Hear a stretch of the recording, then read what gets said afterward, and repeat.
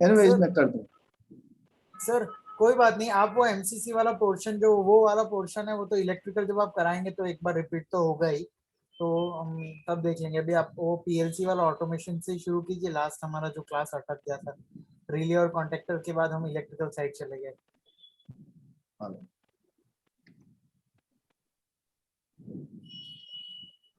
और सर मुझे आपका एड्रेस चाहिए था। मेरा एड्रेस हाँ, किसको चाहिए? मेरा एड्रेस मैं प्रदीप को क्या करूँगा? कुछ गिफ्ट भिजवाना हो तो कैसे भिजवाएंगे?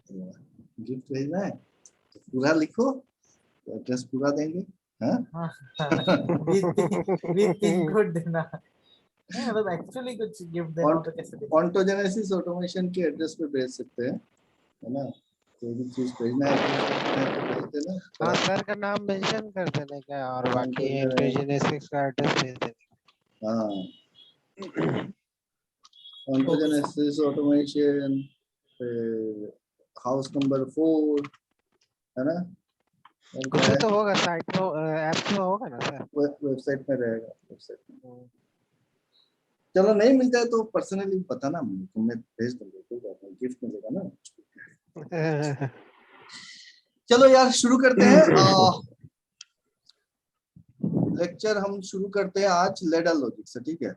वो होता रहेगा, बाकी हार्डवेयर वगैरह वगैरह तो सारा चीज वो करेंगे। तो कम से कम इतना तो अभी तक समझ में आ गया है कि जो अपना क्या कहते हैं इसको, इलेक्ट्रिकल सर्किट है ना? करना मिनिमाइज, तो मिनिमाइज नहीं करना चाहता हूँ। जो इलेक्ट्रिकल सर्किट है हमारे, उसमें कंस्ट्रेंट्स है। कंस्ट्रेंट्स बहुत सारे हैं। जब हम उसको कनेक्ट करना चाहते हैं मल्टीपल आउटपुट के साथ, तो दिक्कत आ रही है, और डिफरेंट वोल्टेज लेवल को हैंडल करने में दिक्कत आ रही थी, तो हमने रिले और कॉन्टेक्टर लगा दिया था, है कि नहीं? और फिर हमने देखा कि अगर एक रिले और कॉन्टेक्टर के सर्किट से हम अगर इसमें इंटरलॉक्स ऐड करते हैं, एक मिनट, किसी का फोन बज रहा है, थोड़ा अटेंड होल्ड कर करना। लीजिए, अटेंड कर लीजिए। अच्छा, स्क्रीन शेयर हुआ? हाँ हो गया सर। हाँ नहीं, स्क्रीन शेयर, इसकी आंसर नहीं हुआ सर। हाँ स्क्रीन शेयर हुआ, बोल रहा हो नहीं, गया। नहीं हुआ। नहीं हुआ, नहीं हुआ सर। नहीं, मैं सर रिकॉर्डिंग बोल रहा हूँ, नहीं हो गया। अब अभी हो गया। अब फोन देख लीजिए सर, कोई बात एक मिनट।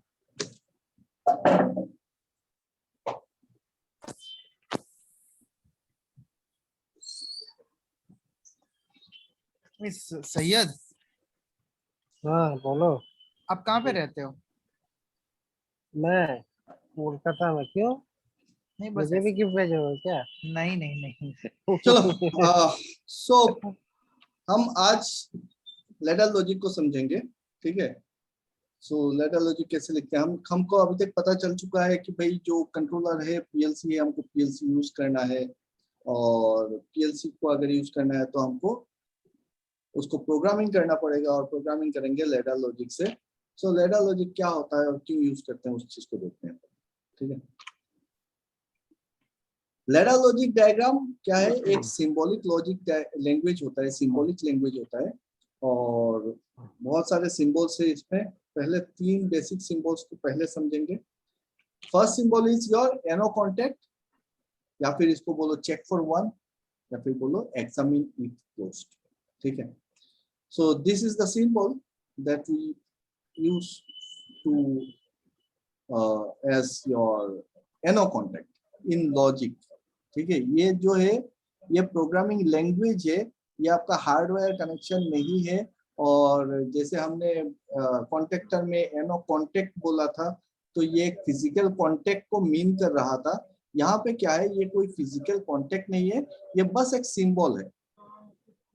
जब सर मैं एक एक इंटरप्ट कर रहा हूँ सर, थोड़ा सा।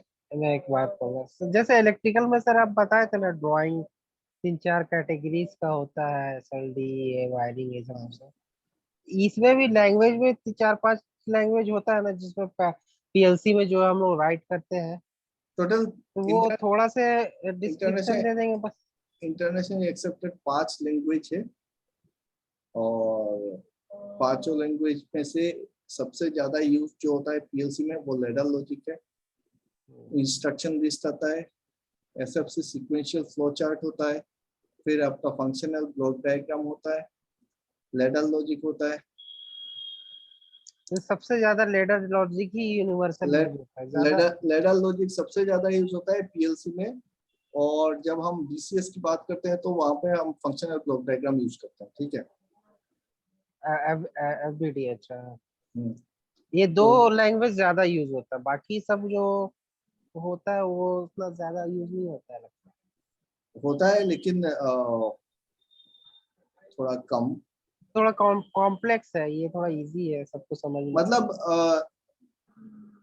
उसमें आएंगे, पहले थोड़ा सा मैं लेटर का एक आइडिया बिल्डअप कर लूं, उसके हाँ बाद ठीक आएंगे। है सर, वो क्योंकि जस्ट समझिए। देखो जनरलाइज जो इंफॉर्मेशन है ना, इंफॉर्मेशन मिलता रहेगा कि भाई कितने लैंग्वेज होते हैं, ये है आईसी नंबर कितना है, फलाना ढकाना। तो लेकिन जो चीज काम का है वो है कि आपको प्रोग्रामिंग करना है, उसको उसको समझना है ये। ठीक है, जी तो इसको हाँ। समझते हैं। अभी तक उतना तो समझ चुके हो कि भाई प्रोग्रामिंग करना है, एक कंट्रोलर रहेगा और हार्डवेयर का कुछ सर्किट हमको समझ में आ चुका है कि इलेक्ट्रिकल से कैसे करते हैं, पुश बटन क्या है, कॉन्टेक्टर क्या है, हाँ इंटरलॉक्स क्या होते हैं, कुछ कुछ समझ में आया है ना। तो लास्ट डे मैंने हॉट स्टैंड बाई का शायद से दिया था बनाने का, हॉट स्टैंड बाई सर्किट। तो देखेंगे, चलो ठीक है। पहले ठीक मैं है। थोड़ा सा इसको इंट्रो कर दूं कि लैडर लॉजिक में क्या है। ये सिंबॉलिक लैंग्वेज होगा, और सिंबॉलिक लैंग्वेज में सिंबल क्या यूज कर रहे हैं, यहाँ पर भी हम एनो कॉन्टेक्ट बोल रहे हैं, लेकिन this N O contact is different from our hardware N O contact. जब हम एनो कॉन्टेक्ट बोलते हैं इलेक्ट्रिकल में, तो एक फिजिकल कॉन्टेक्ट होता है जहाँ पे हम वायर कनेक्ट करते हैं, बट इसमें कहीं पे वायर कनेक्ट करना नहीं है। ये एक प्रोग्रामिंग लैंग्वेज है, और जब ये सिंबल यूज करते हैं हम लोग, इसका मतलब इस सिंबल के पीछे ना एक बहुत मोटा सा लंबा सा प्रोग्रामिंग लिखा हुआ है ऑलरेडी, जो कंप्यूटर लैंग्वेज में है। सी में हो सकता है, बीबी में हो सकता है, जावा में हो सकता है, आई डोंट नो, लेकिन इसके पीछे बहुत बड़ा एक प्रोग्रामिंग लिखा हुआ है।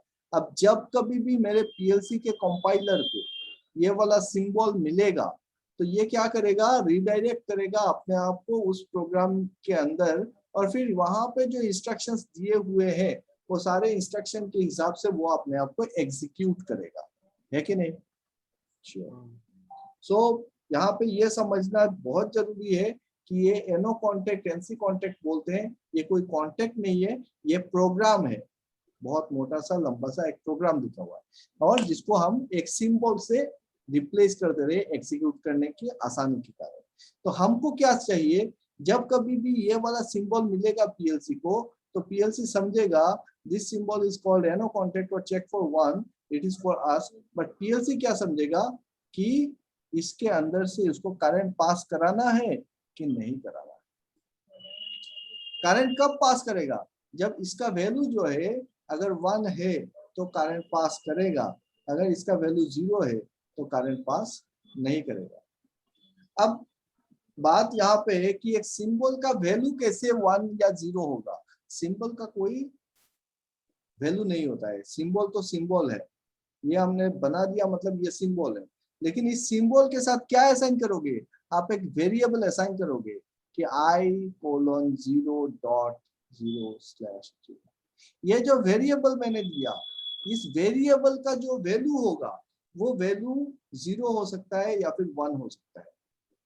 अगर वेरिएबल का वैल्यू 0 है तो ये कॉन्टेक्ट जो है मेरा, ये कॉन्टेक्ट इसके अंदर से करंट पास नहीं करेगा। करंट पास नहीं करेगा मतलब क्या है, वो लॉजिक को पास नहीं करेगा, उसके राइट हैंड साइड में जो भी है और इंस्ट्रक्शंस उसको वो देखेगा ही नहीं, वो एग्जीक्यूट नहीं करेगा, वो सीधा नीचे चला जाएगा।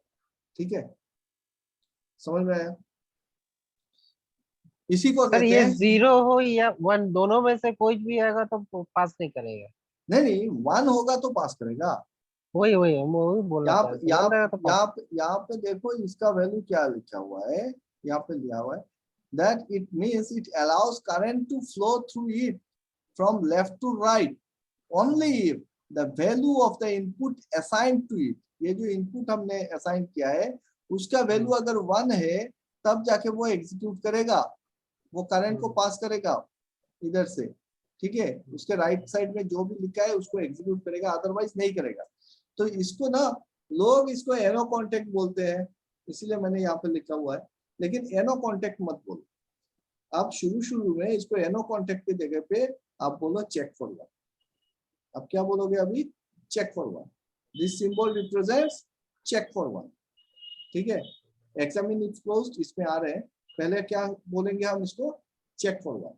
मतलब अगर वन है तो करंट पास करो, तो उसका आगे जाओ और एग्जीक्यूट करो। अगर वन नहीं है तो इसमें से करंट पास मत करो। और करंट का मतलब क्या है? ये वर्चुअल करंट है, कोई फिजिकल करंट नहीं है यहाँ पे, है ना। सो सेकंड सिंबल ऐसा लिखते हैं कि दो वर्टिकल लाइन के बीच में इसके पेट को काट दिया, ये हो जाता है आपका चेक फॉर जीरो, मतलब मेरा N C contact. Check for zero बोलेंगे इसको, एग्जामिन इफ ओपन। तो इसके साथ जो भी वेरिएबल आप असाइन कर दोगे, अगर उसका वैल्यू जीरो है तो ये अपने राइट हैंड साइड में जो भी लिखा होगा उसको एग्जीक्यूट करेगा, अदरवाइज ये इधर पास करने नहीं देगा। अगर इसके साथ जो भी वेरिएबल आपका असाइंड है, पकड़ लो i2 है, i3 है, i4 है, कोई भी इनपुट है, उस इनपुट का वैल्यू अगर जीरो मिल रहा है इसको, तब जाके वो एग्जीक्यूट करेगा राइट साइड, अदरवाइज वो टॉप टू बटन चला जाएगा, आगे बढ़ने नहीं देगा। क्लियर? तो दो सिंबल हो गए, एक चेक फॉर वन, एक चेक फॉर जीरो। और तीसरा सिंबल है मेरा output coil. This is the coil. जब हम कॉइल बोलते थे इलेक्ट्रिकल में तो ये सिंबल था, यहाँ पे जब कॉइल बोल रहे हैं ऐसा सिंबल दे रहे हैं, लेकिन इस कॉइल में और इस कॉइल में बहुत अंतर है। ये कॉइल क्या है? एक फिजिकल कॉइल है जिसको मैं फिजिकल करंट के थ्रू एनर्जाइज कर रहा हूँ। यहाँ पे ये जो कॉइल है ये एक वर्चुअल कॉइल है, और इस कॉइल को अगर एनर्जाइज करना है तो क्या होना पड़ेगा? इसका लेफ्ट हैंड साइड में जितने भी कंडीशन आप लिखे हो, जो भी यहाँ पे आपने NONC या यूज किया होगा, वो सारे यहाँ से यहाँ तक लेफ्ट साइड का पूरा लॉजिक अगर कंडीशन सेटिस्फाई करता है, यहाँ पे जो भी कंडीशन है ना, ये सब कंडीशन अगर सेटिस्फाई करता है लेफ्ट हैंड साइड का, तब जाके ये जो आउटपुट कॉइल है उसका वैल्यू क्या हो जाएगा? 1 होगा। और अगर यहाँ से कोई भी एक कंडीशन अगर सेटिस्फाई नहीं हो रहा है तो यहाँ से करंट पास नहीं हो रहा है, इसका मतलब इस कॉइल का वैल्यू क्या होगा? आउटपुट क्या होगा? 0 होगा, डी एनर्जाइज। समझ में आया? सो पहला क्या बताया? Check for 1, check for 0 and coil, जिसको नॉन रिटेंटिव कॉइल भी बोल रहे हो। और इसका वैल्यू क्या हो रहा है? ये आउटपुट कॉइल है तो वैल्यू इसका 1 होगा या फिर 0 होगा। 0 कब होगा? जब यहाँ तक करंट नहीं पहुंचेगा, तब जाके 0 होगा। करंट नहीं पहुंचने का मतलब क्या है? करंट नहीं पहुंचने का मतलब है कि इसका जो कंडीशन है लेफ्ट साइड में, वो सारे कंडीशन सेटिस्फाइड नहीं हुए। जब लेफ्ट साइड में आप जो भी लिख रहे हो पूरा का पूरा कंडीशन सेटिस्फाइड हो जाएगा तो मेरा आउटपुट 1 आएगा, अदरवाइज 0 ही रहेगा।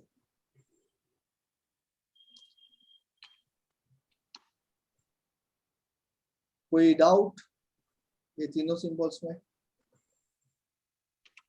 टोल का एक बार बता दीजिए सर फिर से।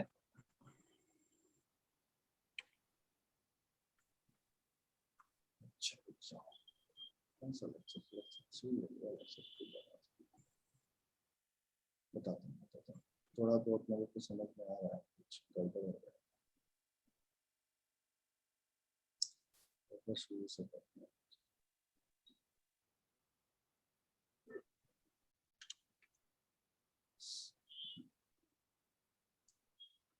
ये कर लिया था, ऑटोमेशन क्या है, कंट्रोल कैसे करते हैं, है ना।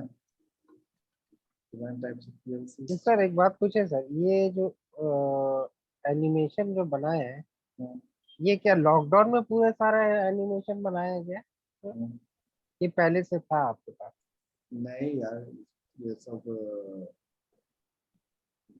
इसी लॉकडाउन के बाद ही शुरू किया गया चीजें। पहले तो हम लैब में कराते थे, बोर्ड पे कराते थे, अब समझाएंगे कैसे कंप्यूटर पे, इसीलिए बनाना पड़ा। मतलब बहुत इतना सारा बहुत टाइम लगा होगा sir। तो मैं और करता क्या हूँ, मेरा काम ही यही है, पिछले 8 साल से यही सारी चीजें कर रहा हूँ। और मेरे एनिमेशन हम्म काफी अच्छे होते हैं यहाँ पे, अच्छा और ये है। सारा चीज मैं खुद करता हूँ, सबसे बड़ी बात, इसीलिए मेरा टाइम नहीं बचता कुछ। चलो इस चीज को समझाते हैं। थोड़ा कोयल का एक बार बता दीजिए। How does PLC work? भाई इतना तो समझ चुके हो ना कि पीएलसी में क्या क्या चीज रहता है। पीएलसी क्या है? एक कंप्यूटर है ना। पीएलसी क्या है? एक कंप्यूटर है।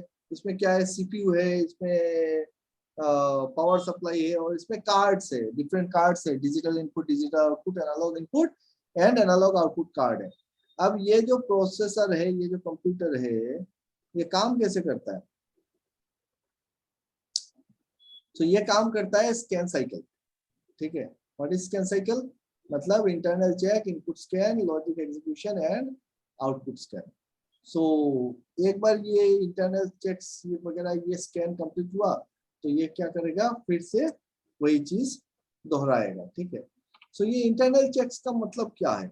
इंटरनल चेक मतलब आप जो पीएलसी है, और इस पीएलसी से जब आप कोई भी चीज कनेक्ट कर रहे हो, पकड़ लीजिए मेरा पीएलसी, और this is my input and this is my output. So एक इनपुट कार्ड होगा, एकदम सिंपल सा ले रहा हूँ, एक इनपुट कार्ड में ले रहा हूँ और एक आउटपुट कार्ड में ले रहा हूँ। समझना चीजों को, ठीक है। अब इसके साथ क्या है, कनेक्ट करना पड़ेगा मेरे को अपना स्विच वगैरह, है ना। सो इसके साथ हमने कनेक्ट कर दिया, पकड़ लो, एक एनो स्विच कनेक्ट कर दिया, एक एनसी स्विच कनेक्ट कर दिया, और यहाँ पे आउटपुट पे मैंने एक बल्ब लगा दिया। ठीक है, अब क्या है कि ये जो पीएलसी के अंदर मेरे को क्या करना पड़ेगा, इसको प्रोग्रामिंग करना पड़ेगा।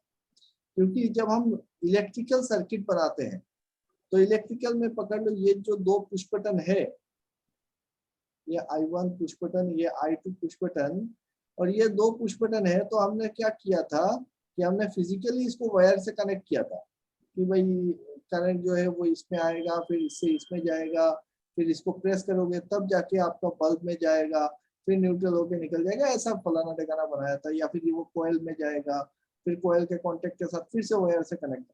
लेकिन यहाँ पे देखो, जब हम पीएलसी यूज कर रहे हैं तो हर एक इक्विपमेंट डायरेक्टली पीएलसी के साथ कनेक्टेड है। This is also connected directly to PLC. ये जो बल्ब है ये पीएलसी के साथ कनेक्टेड है। इस बल्ब के साथ इस स्विच का कोई लेना देना नहीं है ना। सो जब इसमें जो करंट पास हो रहा है स्विच में, और वो करंट के साथ इस बल्ब में जो करंट पास हो रहा है, इसका अगर कोई रिलेशन ही नहीं है, तो मैं इसको प्रेस करूं या ओपन करूं तो उससे इसको क्या इफेक्ट आएगा? वो जो रिलेशन कुछ तो बनाना पड़ेगा। वो रिलेशन कौन बनाता है? वो रिलेशन बनता है जब मैं यहाँ पे कुछ एक लॉजिक लिखता हूँ।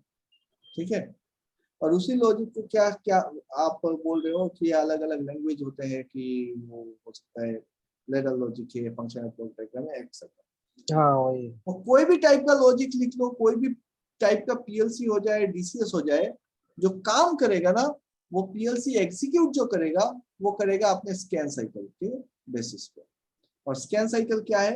ये जो हम अभी देख रहे हैं उसको बोल रहे हैं स्कैन साइकिल। सबसे पहले पीएलसी क्या करेगा? इंटरनल चेक्स करेगा। इंटरनल चेक क्या होता है? इंटरनल चेक मतलब पीएलसी अपने अंदर के जो सर्किटरी है, उस सर्किटरी में एक वोल्टेज लेवल चेक करेगा कि भाई सारे के सारे चिपसेट को सही ढंग से सही वोल्टेज लेवल पे है कि नहीं है, कहीं पे कोई फॉल्ट है कि नहीं है, वो सारा एग्जामिन करेगा अपना पीसीबी वगैरह इंटरनल का। और सारे सिग्नल्स आ रहे हैं, सारे सिग्नल्स मतलब इंटरनल सिग्नल्स, ठीक है, कि आपका जो भी उसमें इलेक्ट्रॉनिक्स डिवाइस लगे हुए हैं वो सारे सही ढंग से काम कर रहे हैं नहीं कर रहे हैं, वो सारे चिपसेट के मदद से वो चेक करेगा। और इसी को बोल रहे हैं इंटरनल चेक्स, या फिर हाउसकीपिंग भी बोलते हैं बहुत लोग। तो कभी आपको पूछ दिया कि पीएलसी में हाउसकीपिंग क्या है, तो आप बोलोगे यार हमने हाउसकीपिंग तो नहीं सुना है। तो हाउसकीपिंग भी बोलते हैं। Housekeeping is nothing but your internal checks. ठीक है, अब इंटरनल चेक हो गया, उसके बाद क्या करेगा पीएलसी, इनपुट स्कैन करेगा। ये इनपुट स्कैन क्या होता है, इनपुट कार्ड के साथ, समझना चीज को, इनपुट कार्ड के साथ आप जितने सारे इनपुट डिवाइसेस लगा के रखते हो, जितने सारे इनपुट डिवाइसेस है, वो हर एक चैनल को स्कैन करता है ड्यूरिंग इनपुट स्कैन। पीएलसी ऐसा नहीं है कि इनपुट थोड़ा सा लिया और फिर एक आउटपुट भेजा फिर एक ये करेगा, ऐसा नहीं। वो इनपुट स्कैन करेगा, एक ही साथ करेगा और सारे के सारे इनपुट्स को चेक करेगा। कहाँ पे चेक कर रहा है, फील्ड में डिवाइस क्या है, वहां पे स्विच कौन सा लगाया है, कौन सा ट्रांसमीटर लगाया है, वो इस पे नहीं जा रहा है। पीएलसी क्या चेक कर रहा है कि सिंपल सी बात है, पीएलसी चेक करेगा अपने चैनल को। यहाँ पे जो चैनल है उस चैनल पे कितना वोल्टेज मिल रहा है या कितना करंट मिल रहा है, उसी चीज को वो देखेगा। क्या वो चैनल ओपन है कि क्लोज है, उस चीज को देखेगा। उससे ज्यादा पीएलसी को कुछ मतलब नहीं है कि आप कौन सा स्विच दबा रहे हो या फिर आप शॉर्ट लिंक लगा रहे हो, उससे पीएलसी को क्या मतलब है। तो पीएलसी कैसे चेक करता है इनपुट को, कि मेरे चैनल पे, इनपुट कार्ड का जो चैनल है उस चैनल पे वोल्टेज कितना आया या करंट कितना आया। अगर करंट चाहिए तो करंट देखेगा, वोल्टेज चाहिए तो वोल्टेज देखेगा, और वो उस हिसाब से एक वैल्यू अपने मेमोरी पे सेट करेगा। कहाँ जमा रखेगा, अपने मेमोरी पे वो स्टोर करेगा हर एक इनपुट का एक एक वैल्यू। ठीक है, सो इन ड्यूरिंग इनपुट स्कैन, अगर इंटरनल चेक्स में सब कुछ सही है तो वो इनपुट स्कैन में जाता है। यहाँ पे लिखा है देखो, if everything is okay during housekeeping, PLC enters in the input scan. During this scan period PLC examines the status of all the input assigned to it। जो भी इनपुट को असाइन किया हुआ है। क्यों बोला ये वाला सेंटेंस, पकड़ लो आपके इनपुट चैनल पे 8 चैनल है इनपुट कार्ड में, और आपने 8 कार्ड में चैनल को कनेक्ट कर दिया है एक एक स्विच के साथ। ठीक है, 8 चैनल को यूज किया है, बट जब पीएलसी स्कैन कर रहा है ना, तो अगर आपने प्रोग्रामिंग के अंदर, ये तो हो गया आपका फिजिकल कनेक्शन, अगर आपने प्रोग्रामिंग के अंदर ये channel number 1, channel 2, channel 3, channel 4 को असाइन किया हुआ है, तो वो चैनल 1, 2, 3, 4 को ही स्कैन करेगा। ठीक है, वो बाकी जिसको यूज नहीं किया है उसको स्कैन करके क्या करेगा। तो जितना चैनल्स आप यूज करते हो उसी को करता है। तो असाइन किया हुआ चैनल्स को स्कैन करेगा, assign to it, and stores the values in its input image memory. जो भी उसको वैल्यू मिल रहा है वो वैल्यूज को स्टोर कर रहा है। वैल्यूज कैसे मिल रहा है वो हम देखेंगे।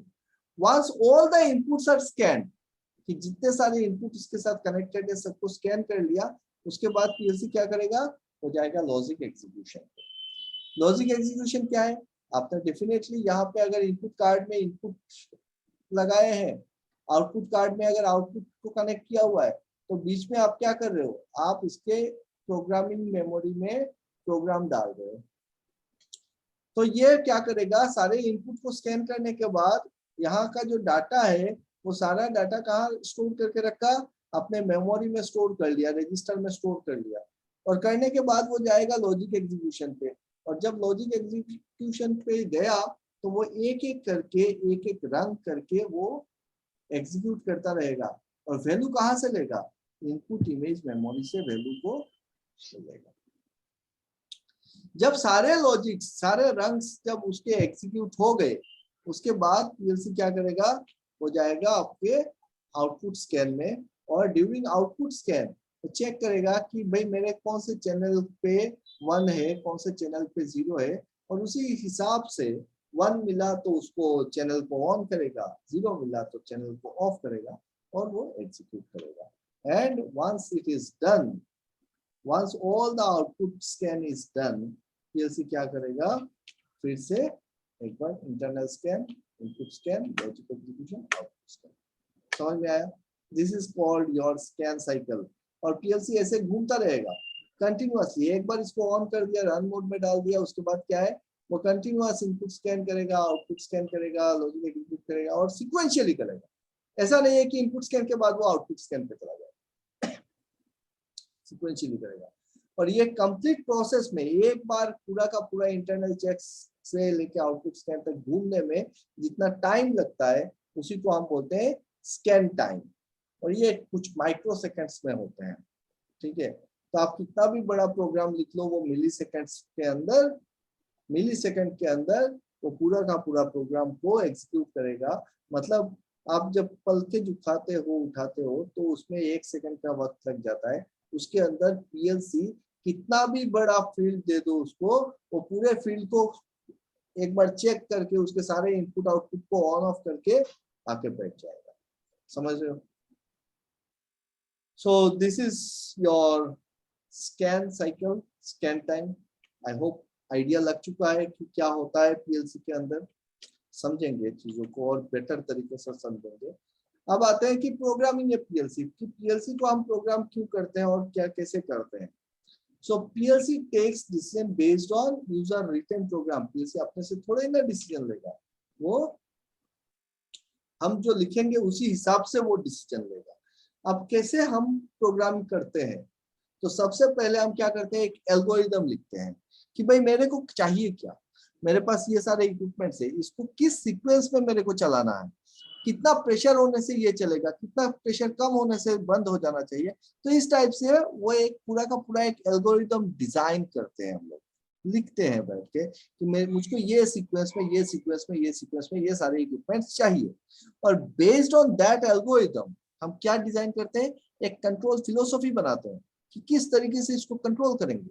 अब मेरे पास 4 मशीन है, चारों मशीन में पहला मशीन जो है वो पकड़ लो तब चालू होना चाहिए जब मेरा 2 नंबर मशीन का काम प्रोसेस कंप्लीट हो जाए। तो पहले ही 1 नंबर मशीन थोड़े ना चलाएंगे, हम देखेंगे कि 2 नंबर मशीन का प्रोसेस कंप्लीट हुआ कि नहीं हुआ तब जाके मेरा 1 नंबर मशीन चले। तो ये इसको कहते हैं कंट्रोल फिलोसॉफी। हम फिलोसॉफी डिजाइन करेंगे और उस फिलोसॉफी, कंट्रोल फिलोसॉफी के ऊपर बेस करके हम क्या करेंगे, एक प्रोग्राम लिखेंगे। ये program is written in some particular language so that PLC can understand what action need to be done. और वो जो प्रोग्राम लिखेंगे वो पर्टिकुलर स्पेसिफिक लैंग्वेज पे होना पड़ेगा ताकि सबको समझ में आए, मेनली पीएलसी को समझ में आए कि क्या लिखा है। तो पीएलसी को कब समझ में आएगा, जब उसके कंपाइलर में वो सारी चीजें डिफाइंड होंगी, वो सारी चीजें डिफाइंड होंगी जो आप लिख रहे हो। आप अपने से अगर लिखोगे पीएलसी को कि भाई स्टार्ट मशीन 1, वो थोड़ा ही ना समझेगा। तो पीएलसी को हो सकता है कि एक डॉट दे दिए तो वो मशीन को चालू कर देगा। तो ये क्या है कि उसके कंपाइलर में पूरा का पूरा प्रोग्रामिंग लिखा होना पड़ेगा, तब जाके पीएलसी समझेगा चीजों को, नहीं तो उसके लिए अननोन है। अभी मैं अगर यहाँ पे ऐसा लिख देता हूँ, मैं अगर यहाँ पे इस टाइप से कुछ लिखता हूँ कि अब बताओ कि क्या लिखा है यहाँ पे, किसी को पता चलेगा?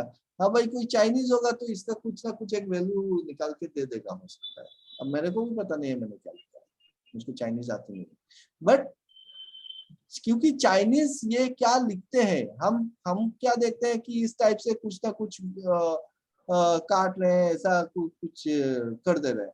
बट इनका एक एक सिंबल के अंदर पूरा का पूरा हो सकता है सेंटेंस ही रखा हुआ हो, वर्ड रखा हुआ है कि कहाँ पे क्या बिंदु। तो जिसके मेमोरी पे वो चीज ऑलरेडी रजिस्टर्ड है वही समझेगा। अगर किसी को ये पता नहीं है कि इंग्लिश अगर पता नहीं है तो इस सिंबल का वो मतलब ही नहीं समझेगा। हमारे लिए काफी आसान है, हम देख रहे हैं तो हम तुरंत पढ़ लिए, पढ़ना भी नहीं पड़ रहा है। मैं यहाँ पे अगर ऐसा लिख दूं कहीं पे, सॉरी क्या लिखा मैंने, क्या लिखा, कंट्रोल। अच्छे से देखो क्या लिखा है, प्रोटोल। CNOTROL। कुछ हुआ नहीं हुआ, लेकिन नहीं इसको हुआ। देखने से ही आपके मेमोरी में ऑलरेडी रजिस्टर्ड है, इस टाइप से है तो ये कंट्रोल ही होगा, है ना। तो तुरंत हमने पढ़ लिया कि मैंने गलत लिखा, लेकिन फिर भी आपने रजिस्टर जो है, आपका मेमोरी रजिस्टर जो है वो समझ गया कि हाँ भाई ये इस टाइप से है तो कंट्रोल ही होगा। वो हो सकता है कि एक लेटर इधर उधर हो गया है, तो आप आइडेंटिफाई कर पा रहे हो। तो पीएलसी का भी ऐसा ही है, जब तक उसके रजिस्टर में वो सारे सिंबल्स उसको पता नहीं होंगे वो एग्जीक्यूट नहीं कर पाएगा। पीएलसी अपने से CNTROL को कंट्रोल नहीं पड़ेगा, उसमें अगर कंट्रोल लिखोगे तभी वो कंट्रोल को पढ़ेगा, और उसमें डिफाइन होना चाहिए कि सी क्या है, ओ क्या है, वो डिफाइन होना चाहिए। समझ में आ रहा है? अगर समझ गए हैं तो फिर देखो उस चीज को डिफाइन कहाँ पे किया हुआ है, प्रोग्रामिंग लैंग्वेज पे किया हुआ है। ठीक है, तो there are 5 standard programming language as per your IEC 61131। ये IEC 61131 एक स्टैंडर्ड है, international electrotechnical commission standard for programming logic controller. आप खोल के देख सकते हो गूगल में कि इसमें पूरा का पूरा डिफाइन किया हुआ है कि आपका पीएलसी जो होगा उसका स्टैंडर्ड क्या होना चाहिए, उसमें लैंग्वेजेस क्या क्या होने चाहिए। अगर वो है तब जाके उसको इंटरनेशनल स्टैंडर्ड माना जाएगा, अगर उसमें नहीं है तो उसको इंटरनेशनल स्टैंडर्ड नहीं माना जाएगा। तो क्या वो पीएलसी नहीं होगा? हो सकता है। आप हिंदी में पीएलसी बना लो, पीएलसी का जो प्रोग्रामिंग लैंग्वेज है वहां पे हम हिंदी लैंग्वेज यूज करेंगे, हो सकता है, आप डिजाइन कर सकते हो ऐसा, लेकिन उसको आईईसी नहीं मानेगा क्योंकि हिंदी लैंग्वेज सबको नहीं आती है। तो आईईसी ने डिफाइन कर दिया है कि भाई अगर पीएलसी है तो पीएलसी का जो प्रोग्रामिंग लैंग्वेज होगा वो आईईसी स्टैंडर्ड के होने चाहिए। और वो स्टैंडर्ड लैंग्वेज क्या क्या है, इसमें उसने 5 टाइप के लैंग्वेजेस दिए हैं, जैसे instruction list, structure text, sequential function chart या फिर सीक्वेंशियल फ्लो चार्ट भी बोलते हैं, functional block diagram, ladder diagram. ये 5 लैंग्वेज स्टैंडर्ड माना जाता है पीएलसी का। और इसमें से अगर देखोगे तो इंस्ट्रक्शन लिस्ट या फिर स्ट्रक्चर टेक्स्ट, ये क्या है, ये कंप्यूटर बेस्ड प्रोग्रामिंग लैंग्वेज है और टेक्सटुअल है। ठीक है, टेक्सटुअल है, जैसे C++ ये सब हम यूज करते थे, जावा हो गया, इस टाइप के लैंग्वेज है। और बाकी जो तीनों है जैसे एसएफसी हो गया, फंक्शनल ब्लॉक डायग्राम हो गया, लेडर डायग्राम हो गया, ये सारे ग्राफिकल है। ठीक है, इसमें सिंबल से हम प्रोग्रामिंग कर सकते हैं, सिंबल यूज करके प्रोग्रामिंग कर सकते हैं। तो ये इंस्ट्रक्शन लिस्ट या फिर स्ट्रक्चर टेक्स्ट, इसको समझना हमारे लिए थोड़ा सा मुश्किल है, because we do not belong to your IT group, is not it? हमको IT का या फिर कंप्यूटर साइंस का उतना नॉलेज नहीं है, हम इलेक्ट्रिकल इंजीनियर से, इंस्ट्रूमेंट इंजीनियर है। तो हम अगर प्रोग्रामिंग करना चाहेंगे तो अभी अगर यहाँ पे इस टाइप से लिखना पड़ जाए मेरे को कि भाई void main is equal to this and this, और फिर वहां पे सिंबल यूज कर रहे हैं कंप्यूटर का C++ का सिंबल, तो समझ में नहीं आएगा। बट हम इजीली समझ सकते हैं, हाँ ये सिंबल समझ सकते हैं, इस सिंबल का फंक्शन क्या है और उसको यूज भी कर सकते हैं। इसीलिए सबसे ज्यादा प्रेफर्ड लैंग्वेज जो है वो लैडर लॉजिक है फॉर पीएलसी, और फंक्शनल डायग्राम, ब्लॉक डायग्राम, ये डीसीएस पे काफी ज्यादा यूज होता है। ठीक है, पीएलसी लैडर भी यूज होता है, लेकिन लैडर क्या है ना, लैडर थोड़ा सा समझने में थोड़ा तकलीफदायक इसलिए क्योंकि वो बहुत बड़ा हो जाता है, सिंबॉलिक है एक सिंबल। फंक्शनल ब्लॉक डायग्राम क्या है कि आप ब्लॉक्स के हिसाब से लिख रहे हो, जैसे मैं अगर लिख रहा हूँ कि एंड, जैसे ये एक इनपुट हो गया, ये इनपुट हो गया I1 एंड I2, तो मैं बोल रहा हूँ I1 एंड I2 अगर हो तो मेरा आउटपुट आना चाहिए, तो ये सिंबल से हो गया। सिमिलरली ये हो जाएगा मेरा ladder diagram.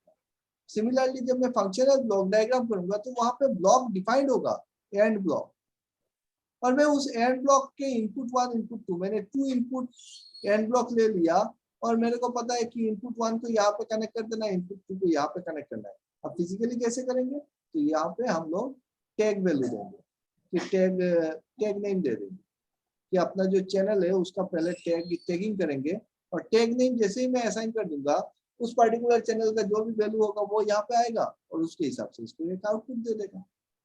So functional block diagram is more easy to understand than ladder diagram. तो हम सबसे पहले किसको समझेंगे, लैडर लॉजिक को समझेंगे कि कैसे होता है, क्या होता है। ठीक है, सो क्या करते हैं हम लोगों को अगर प्रोग्रामिंग करना है, पीएलसी को प्रोग्राम करना है, कुछ करना है, तो हमको क्या क्या चीजों की जरूरत है। सो हमको चाहिए एक पीसी या लैपटॉप, जहां पे हम क्या करेंगे, एक सॉफ्टवेयर को इंस्टॉल करेंगे।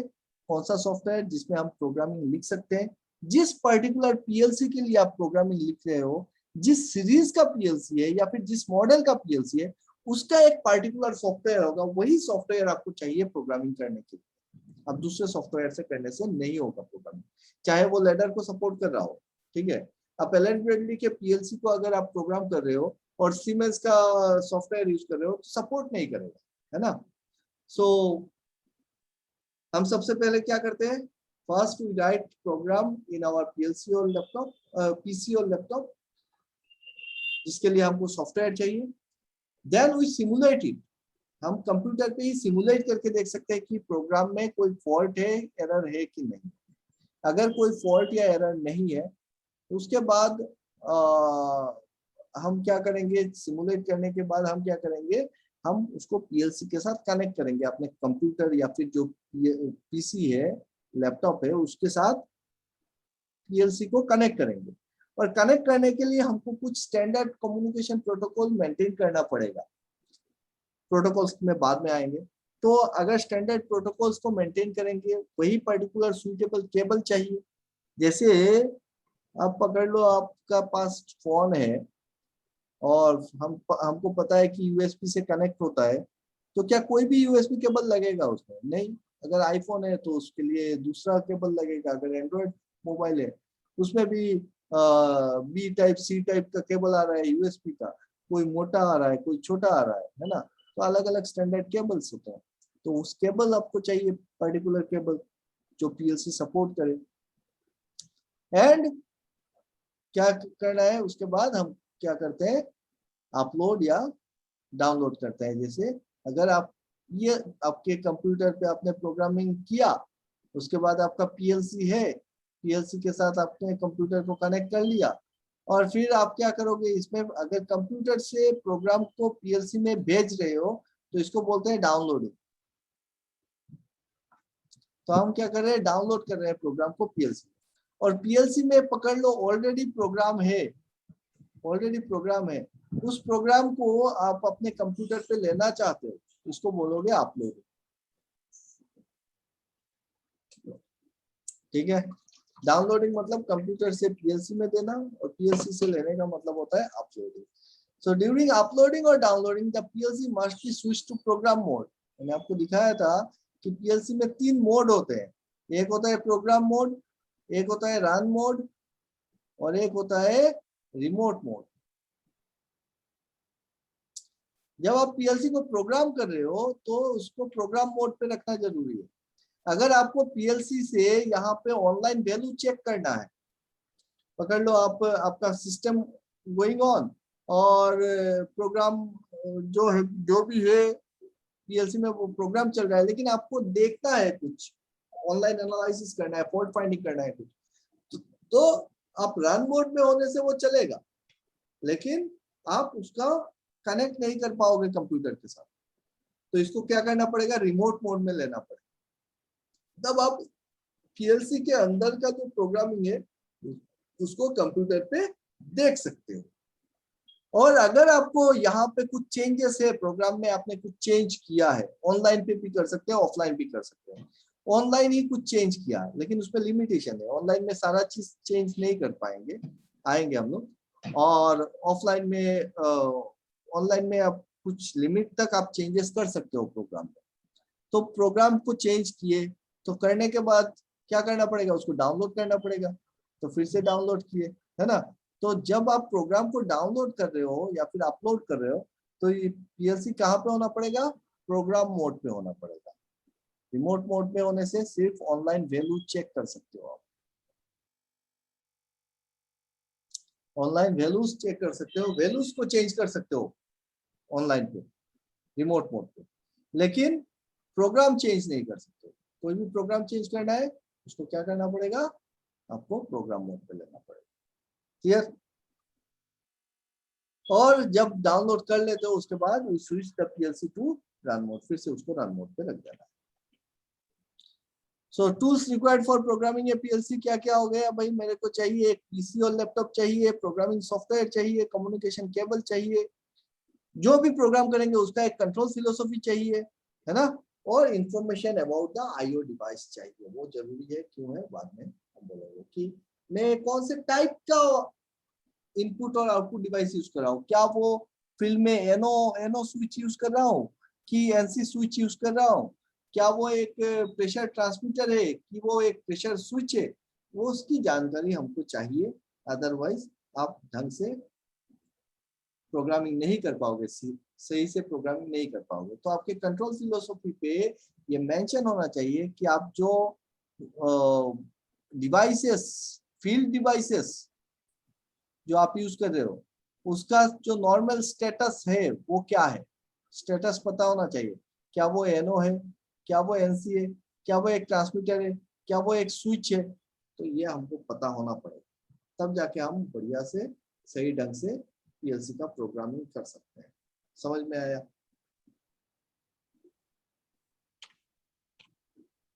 कुछ समझ में आया? हाँ सर।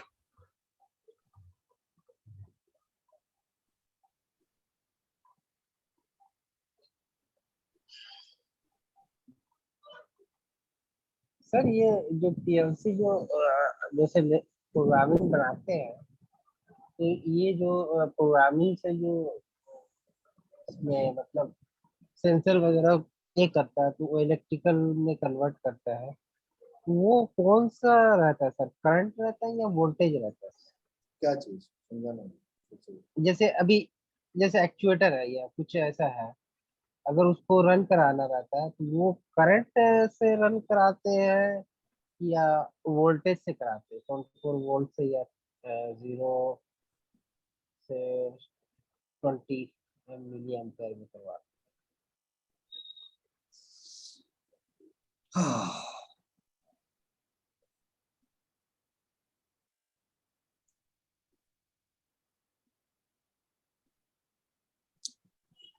हैं। हेलो। सुन लिया मैंने, सुन लिया। सर रास्ता सोच रहे हैं कि एक्सप्लेन कैसे करें।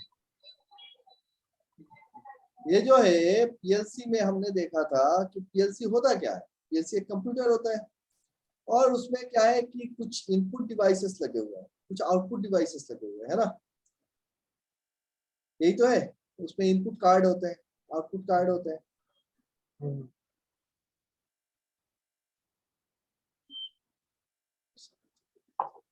अब देखो यहाँ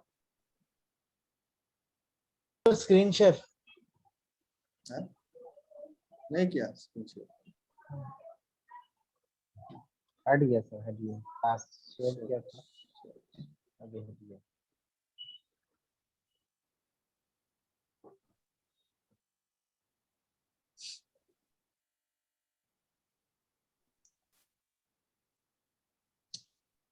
भाई पीएलसी में क्या क्या होता है, एक पावर सप्लाई कार्ड होगा, एक रैक होगा, सीपीयू होगा और आईओ सेक्शंस होंगे। यही तो है, ये इसको तो एक्सप्लेन कर चुके हैं ना।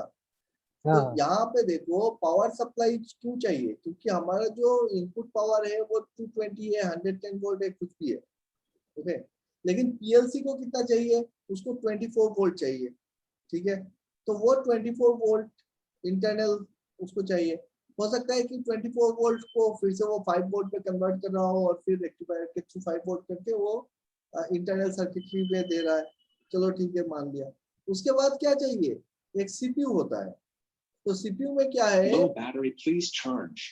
सीपीयू जो है, सीपीयू के अंदर आपका पूरा का पूरा प्रोग्रामिंग वगैरह, वेरिएबल्स के टैग्स, वो सारे डिफाइंड रहते हैं कहाँ पे, सीपीयू पे। और सीपीयू कंप्यूट करता है, सब कुछ करता है।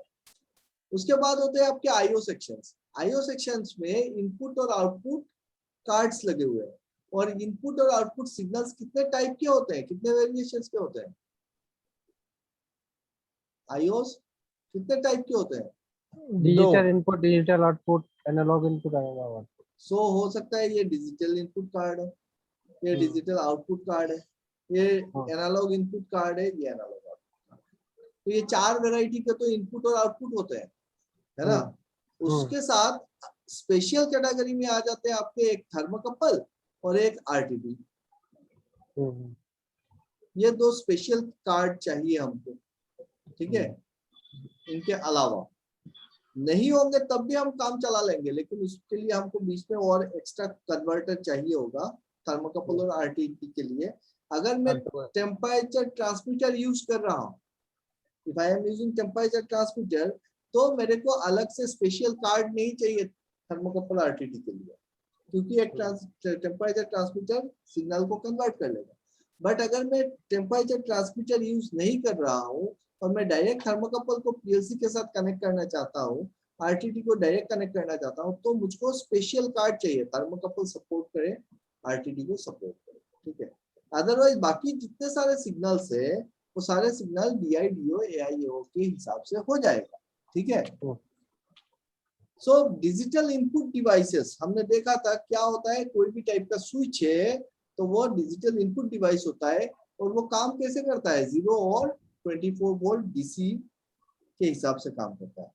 एनालॉग इनपुट डिवाइस वो 0 to 10 वोल्ट DC या फिर 4 to 20 मिली एम्पियर पे काम करता है। तो मोस्टली अगर आप देखोगे जितने ट्रांसमीटर्स मिलेंगे आपको, वो 4 to 20 मिली एम्पियर आउटपुट देगा, है ना। सो 4 to 20 मिली एम्पियर ट्रांसमीटर का आउटपुट होगा, तो पीएलसी के लिए क्या है, वो एनालॉग इनपुट है, और एनालॉग इनपुट कितने पे मिल रहा है, करंट पे मिल रहा है 4 to 20। डिजिटल आउटपुट क्या है, डिजिटल आउटपुट मतलब पीएलसी से कोई सिग्नल फील्ड पे जा रहा है, और वो किस लेवल पे होगा, वो वोल्टेज लेवल पे होगा, 0 और 24 वोल्ट DC के हिसाब से, ठीक है। एनालॉग आउटपुट डिवाइस क्या है, एनालॉग आउटपुट डिवाइस मतलब फील्ड में 4 to 20 मिली एम्पियर सिग्नल या 0 to 10 वोल्ट सिग्नल फेच कर रहा है, कौन, पीएलसी से जा रहा है। तो यहाँ पे आपको क्या क्या नोट करना है, एक चीज नोट करना है कि भाई इनपुट क्या है, इनपुट वो है जो फील्ड से पीएलसी में आ रहा है विथ रेस्पेक्ट टू, मैंने पहले बताया था आपको, विथ रेस्पेक्ट टू पीएलसी हम इनपुट और आउटपुट कंसीडर करेंगे। तो इनपुट जो है वो पीएलसी में आ रहा है, आउटपुट क्या है, जो पीएलसी से जा रहा है, जो पीएलसी से फील्ड में जा रहा है वो होगा आउटपुट, इनपुट होगा जो आ रहा है ना। और इनपुट क्या क्या टाइप का हो सकता है, या तो डिजिटल होगा या एनालॉग होगा। आउटपुट क्या क्या हो सकता है, या तो डिजिटल होगा या एनालॉग होगा। तो 4 टाइप के तो सिग्नल ही मिल रहे हैं। अब बताओ तुम्हारा सवाल क्या था। सर मेरा सवाल है जैसे कि जैसे एक्चुएटर हुआ, ठीक है, एक्चुएटर में सर जब भी ऐसे मतलब वो रन करता है तो वो 0 to 24 वोल्ट के अकॉर्डिंग रन करता है, या 4 to 20 मिली एम्पियर के हिसाब से रन करता आप पहले बताओ कि एक्चुएटर जो बोल रहे हो, एक्चुएटर किस चीज का एक्चुएटर, क्या है। है कोई भी चीज एक्चुएटर। एक्चुएटर बोले तो सर एक वाल्व हो गया, वो उसको एक्चुएटर, वाल्व कंट्रोल करता है। एक्चुएटर का टाइप क्या है, एक्चुएटर 3 टाइप के मिलेंगे आपको। कोई भी चीज का एक्चुएटर 3 टाइप से मिलेगा, या तो वो एक्चुएटर हाइड्रोलिक होगा जो रियरली यूज करते हो आप अपने फील्ड पे, है ना। दूसरा एक्चुएटर क्या हो सकता है, न्यूमेटिक, जो सबसे ज्यादा यूज होता है, न्यूमेटिक। और तीसरा एक्चुएटर क्या है, इलेक्ट्रिक। यही तो 3 टाइप के होंगे, और क्या टाइप का होगा, या तो इलेक्ट्रिक होगा या न्यूमेटिक होगा। हाइड्रोलिक तो हम यूज करते नहीं है, हाँ, है ना। तो इलेक्ट्रिक में अगर रहेगा तो सर तो उसमें क्या होगा ना। इलेक्ट्रिकल एक्चुएटर अगर है, अगर आप बोल रहे हो इलेक्ट्रिकल एक्चुएटर है, तो इलेक्ट्रिकल एक्चुएटर क्या होता है आपके लिए, वो एक तो मोटर होगा या फिर कोई कॉइल होगा, हाँ, सोलेनॉइड, सोलेनॉइड कॉइल होगा। तो एक्चुएटर मतलब क्या है, जो एक्चुएट कर रहा है, जो आपका जो फाइनल कंट्रोल एलिमेंट है उसको कंट्रोल कर रहा है ना। हो सकता है वो हाँ, घुमा रहा है, हो सकता है हाँ, उसको ऑन कर रहा आगे है या पीछे फिर ले रहा ऑफ कर रहा है ना। है। तो ऑन ऑफ करेगा तो आप एसओवी यूज कर रहे हो, सोलेनॉइड वाल्व। हम्म, अगर घुमाना है तो फिर आप मोटर यूज कर रहे हो, ठीक है। अब मोटर में चाहिए आपको करंट, है ना, लेकिन क्या मोटर में डायरेक्टली पीएलसी के कार्ड से क्या इसके कॉइल को कनेक्ट कर रहे हो डायरेक्टली, नहीं। आप क्या कर रहे हो सकता है आप एक एमसीसी पैनल बनाए हो और इसके कंट्रोल सर्किट जो है, कंट्रोल सर्किट को जो इसका कॉन्टेक्टर है, उस कॉन्टेक्टर के कॉइल को आप कंट्रोल कर रहे हो पीएलसी से। मोटर जो है वो तो कॉन्टेक्टर के साथ कनेक्टेड है, और आप किसको कंट्रोल कर रहे हो? आप सिर्फ कॉइल को कंट्रोल कर रहे हो। तो ये डिपेंड करेगा कि आप क्या कंट्रोल कर रहे हो। अगर आप एनालॉग डिवाइस को कंट्रोल कर रहे हो तो ये आपका करंट सिग्नल है, एक्सेप्ट सम एक्सेप्शनल केसेस, ठीक है, जहाँ पे 0 to 10 वोल्ट यूज होता है। उसको छोड़ के एनालॉग डिवाइस अगर है तो आप करंट सिग्नल यूज कर रहे हो, और करंट सिग्नल कितना होगा? 4 to 20 मिली एम्पियर ही होगा। और अगर आप डिजिटल सर्किट को हैंडल कर रहे हो, अगर वो डिजिटल डिवाइस है तो ये वोल्टेज सिग्नल है, क्योंकि डिजिटल डिवाइस में आपको क्या चाहिए? आपको चाहिए कि करंट अवेलेबल हो या ना हो, मतलब वोल्टेज रहे या ना रहे। वहां पे करंट कितना जा रहा है, करंट का वैल्यू क्या है, उस वैल्यू से मुझको कोई मतलब नहीं है। और एनालॉग सर्किट पे कि मेरा वोल्टेज कितना ड्रॉप हो रहा है या फिर क्या हो रहा है, उससे मतलब नहीं है। एनालॉग सर्किट पे मुझको मतलब है कि करंट मेरा जितना परसेंटेज में चाहता हूँ उस हिसाब से करंट आ रहा है कि नहीं आ रहा है उस सर्किट में। सो आपका पहले तो समझो डिफरेंस कि एक्चुएटर कोई भी टाइप का है तो वो न्यूमेटिक है कि इलेक्ट्रिक है। अगर न्यूमेटिक एक्चुएटर है तो आप पीएलसी से कैसे हैंडल कर रहे हो? क्योंकि यहाँ से तो करंट सिग्नल जाएगा। एक्चुएटर आपका है न्यूमेटिक, फिर करोगे कैसे? तो इलेक्ट्रिक टू न्यूमेटिक कन्वर्टर होगा, I2P तो होगा। यहाँ पे बीच में मुझको कन्वर्टर लगाना पड़ेगा I2P। तो मैं थोड़े ही ना इस एक्चुएटर को डायरेक्ट हैंडल कर रहा हूँ न्यूमेटिक में, मैं तो सिग्नल दे रहा हूँ सिर्फ I2P को। और I2P पे सिग्नल कितना आता है? वो तो 4 to 20 मिली एम्पियर सिग्नल ही आता है, तो कोई सिग्नल होता नहीं।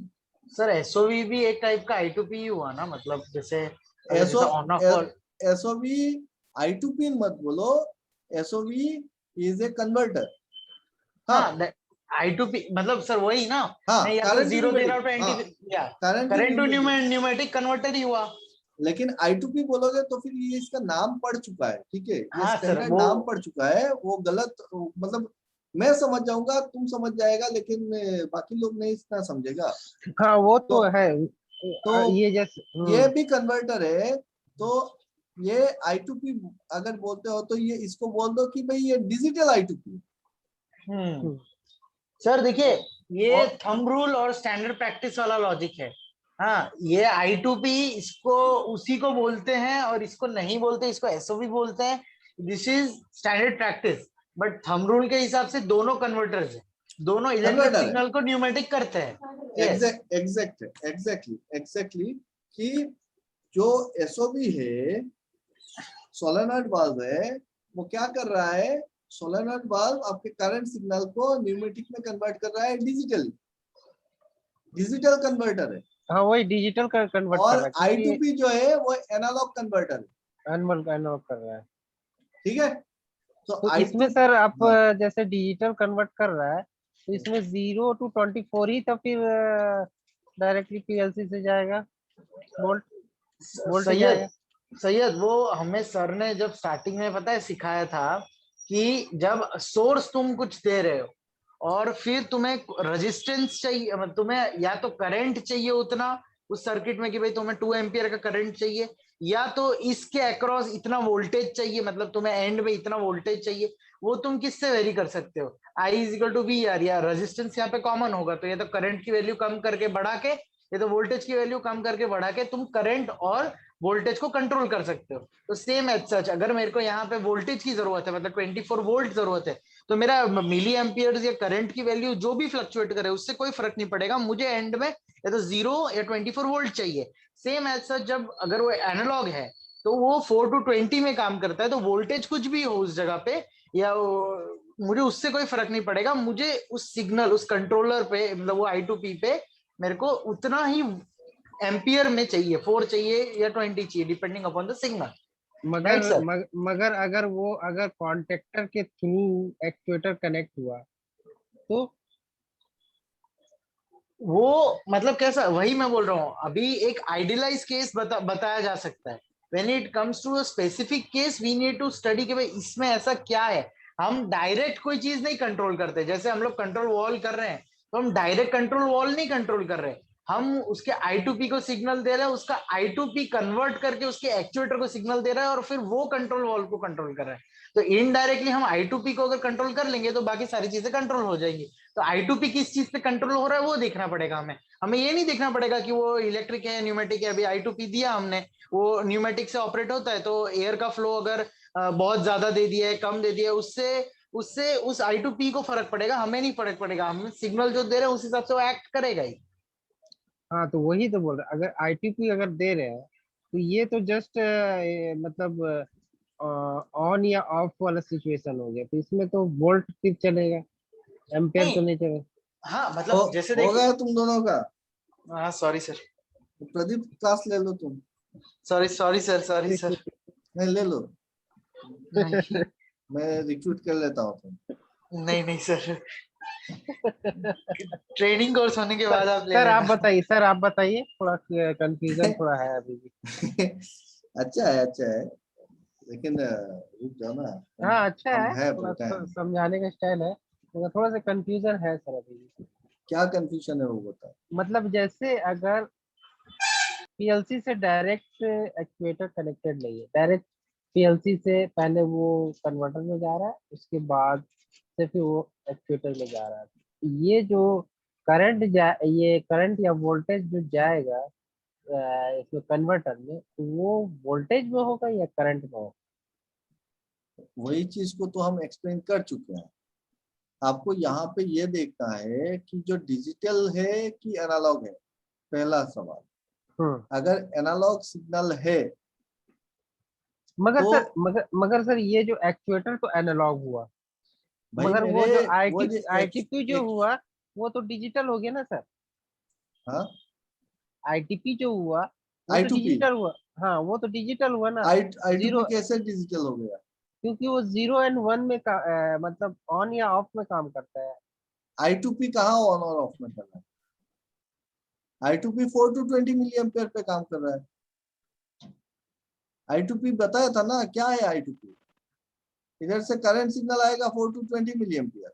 आप इसमें एयर प्रेशर दोगे 0.2 से 1 kg का, 1.5 सॉरी 1.5 kg का,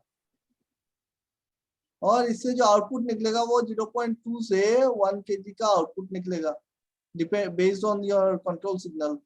तो I2P में कंट्रोल सिग्नल होता है 4 to 20 मिली एम्पियर, 1.5 kg होता है सप्लाई प्रेशर, और 0.2 to 1 kg जो होता है वो होता है आपका आउटपुट। और ये स्टैंडर्ड है, 0.2 to 1 kg मतलब 3 to 15 psi, 3 to 15 psi. This is a standard pressure, standard output pressure for I2P all over the world. कहीं पे भी जाओ, इसके इनपुट पे 4 to 20 मिली एम्पियर मिलेगा। इट मींस आईटीपी कन्वर्टर और एसओवी दोनों में ही करंट जाएगा यानी। अरे यार तुम सारा चीज मिक्स काहे कर रहा है? I2P नहीं कन्वर्टर में जैसे आप बोले ना सर, I2P कन्वर्टर हो गया आपका एनालॉग कन्वर्टर, ये हो गया एनालॉग कन्वर्टर, ठीक है। इसका आउटपुट क्या है? I2P का आउटपुट क्या है? 0.2 to 1 kg। सोलेनॉइड वाल्व क्या है? सोलेनॉइड वाल्व में सिर्फ एक कॉइल लगा हुआ है जिसमें आप जो भी वोल्टेज रेटिंग है इसका, ये 24 वोल्ट का कॉइल हो सकता है, ये 110 वोल्ट का कॉइल हो सकता है, ये 220 वोल्ट का कॉइल हो सकता है ना। तो जो भी इसका कॉइल का स्पेसिफिकेशन है, जो भी वोल्टेज लेवल है इसके कॉइल का, उतना वोल्टेज आपको सप्लाई करना है, ये होगा एसओवी। और इसमें क्या है कि इसमें जो प्रेशर आउटपुट होगा, एक तो होगा इनपुट पोर्ट, इनपुट पे आप सप्लाई प्रेशर लगाओगे और आउटपुट से आप सप्लाई आउटपुट प्रेशर निकालोगे। इसमें थोड़े ही ना आउटपुट प्रेशर जो होगा वो रेगुलेट होगा, रेगुलेट नहीं होगा। आप जितना इनपुट प्रेशर दोगे उतना ही आउटपुट प्रेशर मिलेगा सोलेनोइड वाल्व पे, ठीक है। अब ये सिंगल एक्टिंग हो सकता है, डबल एक्टिंग हो सकता है, दैट इज डिफरेंट। तो अगर इनपुट प्रेशर में मैं अगर मेरे को 2 kg का प्रेशर में यहाँ पे दे रहा हूँ तो मुझको यहाँ पे 2 kg प्रेशर ही मिलेगा आउटपुट पे। जब कब मिलेगा, जब ये वाला कॉइल जो है वो एनर्जाइज्ड हो जाएगा। जब कॉइल एनर्जाइज्ड होगा तो यहाँ पे आउटपुट में प्रेशर आएगा, ठीक है। और जब डीएनर्जाइज्ड हो जाएगा तो प्रेशर नहीं आएगा। तो ये तो हो गया सिंगल एक्टिंग एक सोलेनोइड वाल्व हो गया। तो यहाँ पे मेरे को कंट्रोल क्या करना है, सिर्फ वोल्टेज को कंट्रोल करना है। हाँ अब अगर इस वोल्टेज को, इस कॉइल के अगर वोल्टेज को कंट्रोल करना है तो पकड़ लो ये मेरा पीएलसी है और पीएलसी के input channel, input card, digital input card से मैं इसको कनेक्ट कर रहा हूँ और मैं पकड़ लेता हूँ कि ये जो इस पीएलसी है इसके इंटरनली यहाँ पे क्या है ना, यहाँ पे ये वाला पोटेंशियल फ्री चैनल है। मतलब पीएलसी से कोई वोल्टेज यहाँ पे आएगा नहीं।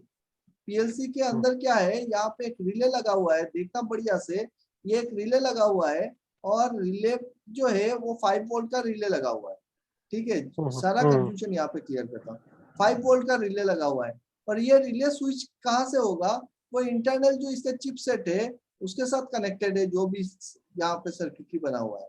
और इस चिपसेट जो है यहाँ पे लगा हुआ है, वो चिपसेट किसके हिसाब से काम करेगा, वो अपने पिन कॉन्फ़िगरेशन के हिसाब से काम करेगा। अच्छा जी, ये जो पिन कॉन्फ़िगरेशन है इसमें कभी वोल्टेज आएगा 5 वोल्ट इसमें आएगा और कभी इसमें 5 वोल्ट नहीं आएगा। वो किस पे डिपेंड करेगा, वो डिपेंड करेगा ये जो माइक्रो प्रोसेसर लगा हुआ है उसमें जो आप प्रोग्रामिंग कर रहे हो उस प्रोग्रामिंग के ऊपर डिपेंड करेगा। क्लियर? अब समझो, अब फिर से इधर से उल्टा करके समझो। हमने प्रोग्रामिंग कर दिया और हमने बोला ये पिन नंबर मेरा 5 है, ठीक है, या फिर 15 नंबर पिन है। तो 15 नंबर पिन पे 5 वोल्ट तभी आए जब ये वाला पर्टिकुलर फलाना ढिकाना जो भी मेरा लॉजिक है वो सेटिस्फाई हो जाए। अब वो लॉजिक सेटिस्फाई हो गया। जैसे लॉजिक मेरा सेटिस्फाई हो गया तो इसने क्या किया, यहाँ पे 5 वोल्ट दे दिया। जब 5 वोल्ट आया तो ये वाला कॉइल जो है इंटरनल रिले जो है, या ट्रांजिस्टर भी हो सकता है यहाँ पे, वो इंटरनल रिले या ट्रांजिस्टर वो क्या हुआ, एक्टिवेट हुआ, मतलब एनर्जाइज हो गया। जब एनर्जाइज हो गया तो यहाँ पे जो इंटरनल ये जो रिले का जो कॉन्टेक्ट है वो कॉन्टेक्ट इस टर्मिनल के साथ कनेक्टेड था, वो क्या हुआ, वो कनेक्ट हो गया। जैसे ही ये कनेक्ट हो गया तो ये जो मेरा सोलेनोइड बल्ब का जो कॉइल था उस कॉइल को मैंने इसके साथ कनेक्ट करके रखा हुआ था, ठीक है। अगर मैं इसे डायरेक्ट कनेक्ट कर दूं तब तो ये सर्किट क्लोज होगा लेकिन इसमें कोई वोल्टेज आएगा नहीं आएगा। तो मेरे को क्या करना है कि बाहर से कहीं से इसको सप्लाई देना पड़ेगा मेरे को। अब डिपेंड करेगा इस कॉइल का सप्लाई क्या है, क्या वो 24 वोल्ट है या 220 वोल्ट है, ठीक है। तो जो भी सप्लाई है मैं उस सप्लाई को यहाँ पे लगा दूंगा कि 24 वोल्ट डीसी। तो मैंने यहाँ पे प्लस 24 वोल्ट लगा दिया और कॉइल को लाके ना इसको माइनस पे लगा दिया, 0 पे, नेगेटिव पे लगा दिया, 0 पे। तो अब देखो ये 24 वोल्ट आके यहाँ पे रुका हुआ था, क्योंकि ये लॉजिक सेटिस्फाई हो गया तो ये कॉइल एनर्जाइज हो गया। जब कॉइल एनर्जाइज हो गया तो ये स्विच कनेक्ट हो गया। जब ये स्विच कनेक्ट हो गया तो ये वाला जो सर्किट है, ये वाला सर्किट क्लोज हो गया। तो इस कॉइल में मिल गया 24 वोल्ट का सप्लाई, है ना।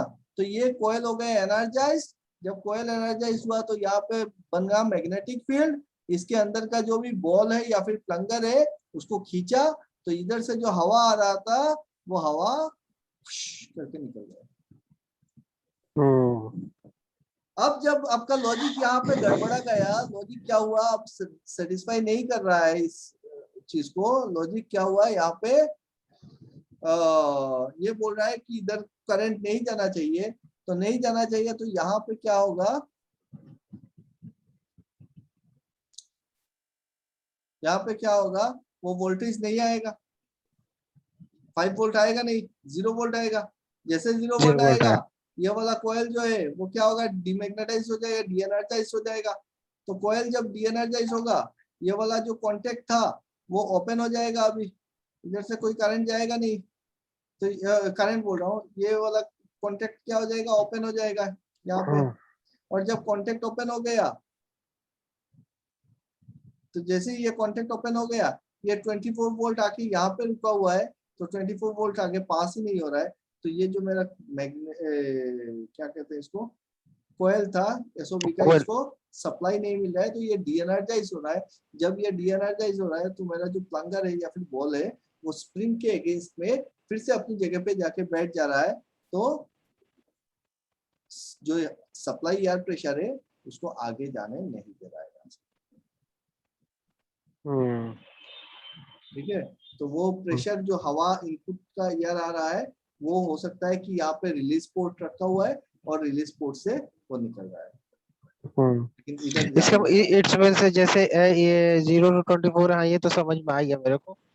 अभी ये I2P में जो रहेगा 4 to 20 मिलियन, तो सेम सेम स्ट्रक्चर पे ही काम करेगा वो भी। डेफिनेटली। अब यहाँ पे I2P कन्वर्टर का बात जब करते हैं, तो क्या होता है कि पीएलसी से वो कनेक्टेड है, आपका एनालॉग आउटपुट कार्ड के साथ कनेक्टेड होगा, क्योंकि I2P में चाहिए आपको कितना चाहिए, यहाँ पे चाहिए आपको 4 to 20 मिलिएम्पियर सिग्नल। तो आप इसको 24 वोल्ट से ऐसे कनेक्ट करने ये होगा। लेकिन अगर आपका input analog input output card है, तो इसमें देखोगे कि हो सकता है कि इसका इंटरनली इसको 24 वोल्ट यहाँ पे मिल रहा होगा। ठीक है, नहीं मिल रहा है, हो सकता है कि इसको सप्लाई चाहिए, तो आपको आउटपुट अलग से सप्लाई देना है। नहीं चाहिए, सप्लाई नहीं चाहिए, तो वो इंटरनली 4 to 20 मिलिएम्पियर जनरेट कर रहा होगा पीएलसी का कार्ड। तो आपको सिर्फ ये I2P को कनेक्ट कर देना है, यहाँ पे आएगा आपको 4 to 20 मिलिएम्पियर सिग्नल।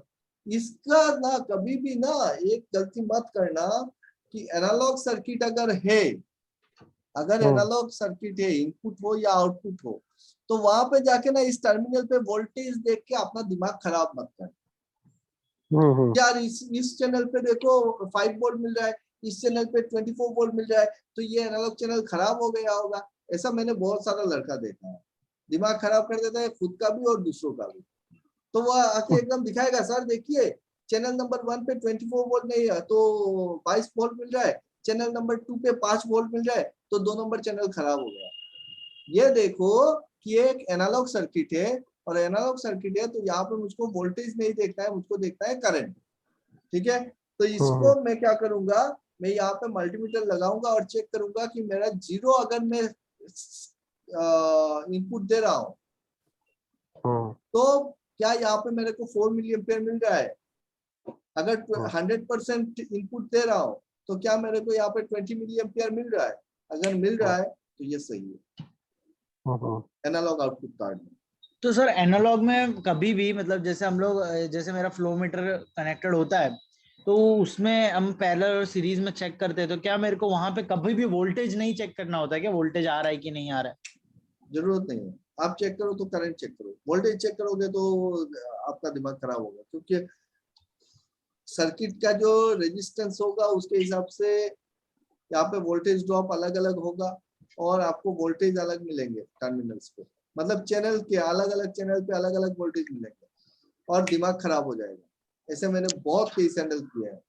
ठीक है, तो कभी कभी पजल कर देते हैं कि सर देखिए इसमें ये हो रहा है करके ना दिमाग खराब हो गया, और फिर पूरा का पूरा आपका टाइम वेस्ट हो गया। फिर दिमाग में आ रहा है ये तो एनालॉग चैनल है यार, इसके वोल्टेज के पीछे क्यों पड़ा है, मेरे को पता नहीं कहाँ पे वोल्टेज ड्रॉप हो गया है इसका। मेरे को चाहिए कि मेरे को 4 to 20 मिलिएम्पियर मिल रहा है कि नहीं मिल रहा है। तो उसके लिए वो तो इंटरनल सर्किट में कहीं पे भी वोल्टेज ड्रॉप करवा के 4 to 20 देगा, बात खत्म। हाँ, खत्म कहानी। ठीक है, तो ओके सर।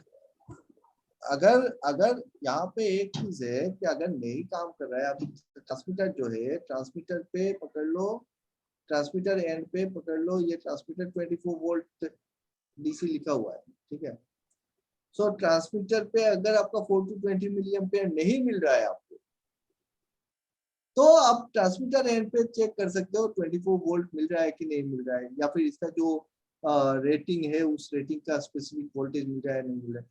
उतने पे जाने का जरूरत नहीं है अननेसेसरी। अभी के लिए सीधा बात, हमको एनालॉग सर्किट है, एनालॉग सर्किट है, उसमें सिर्फ करंट चेक करो,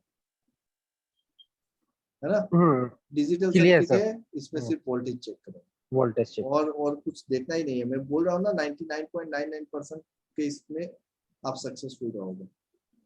0.1% में हो सकता है कि कुछ और एडिशनल चीजें आ जाए, वो दैट इज डिफरेंट, लेकिन इतना आइडिया रहेगा तो बाकी सॉल्व कर सकते हो। पजल मत होना फील्ड पे, सीधा बात, ठीक है। 4 टाइप के सिग्नल है, 4 टाइप के सिग्नल को हैंडल करने का बड़ा आसान तरीका है यार, पहले पकड़ो इनपुट है कि आउटपुट है। कैसे पता चलेगा इनपुट है सिग्नल है आउटपुट सिग्नल है? विथ रेस्पेक्ट टू पीएलसी देखो, क्या वो सिग्नल जा रहा है कि आ रहा है। फील्ड से अगर आ रहा है तो वो इनपुट है, फील्ड में जा रहा है तो फिर आउटपुट है। पहला तो ये चीज क्लियर करो कि इनपुट है आउटपुट है। दूसरा चीज ये क्लियर करो कि ये डिजिटल है कि एनालॉग है, क्या वो ट्रांसमीटर के साथ कनेक्टेड है, या फिर क्या वो कंट्रोल वाल्व को खोल रहा है बंद कर रहा है, क्या वो परसेंटेज में रेगुलेट कर रहा है, तो वो एनालॉग है। और अगर सिर्फ ऑन ऑफ करा रहा है या फिर ऑन ऑफ स्विच के साथ कनेक्टेड है तो वो डिजिटल है ना। प्रोक्सिमिटी स्विच हो गया, आपका कोई भी टाइप का सेंसर हो गया, जो फोटो इलेक्ट्रिक सेंसर हो गया जो ऑन ऑफ कर रहा है, तो वो डिजिटल सिग्नल है।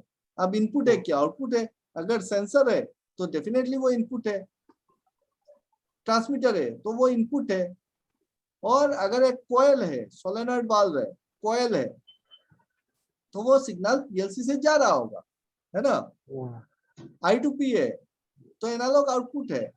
तो यहाँ पे अगर ये चीज क्लियर हो गया, उसके बाद मेरे को क्या देखना है?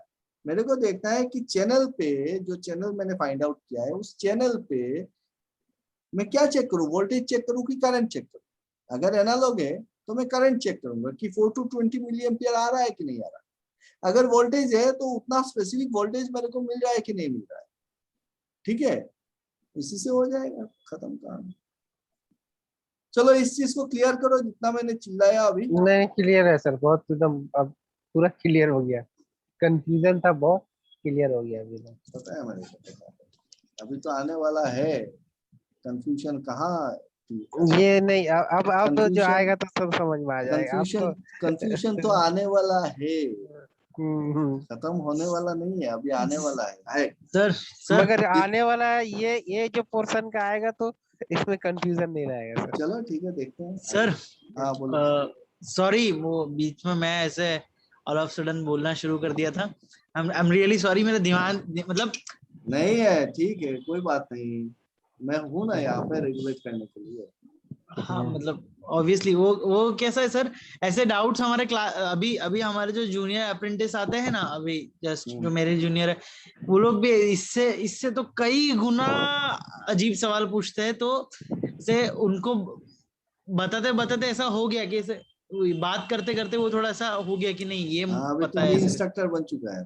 हाँ, वो नहीं इंस्ट्रक्टर बन गया तो वो जो हैबिट जो है वो इधर भी आ रहा है।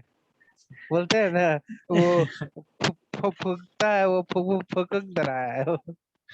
नहीं सर, ऐसा कुछ नहीं है। I am really sorry about it. अब प्रदीप इंस्ट्रक्टर बन चुका है, समझ में आया।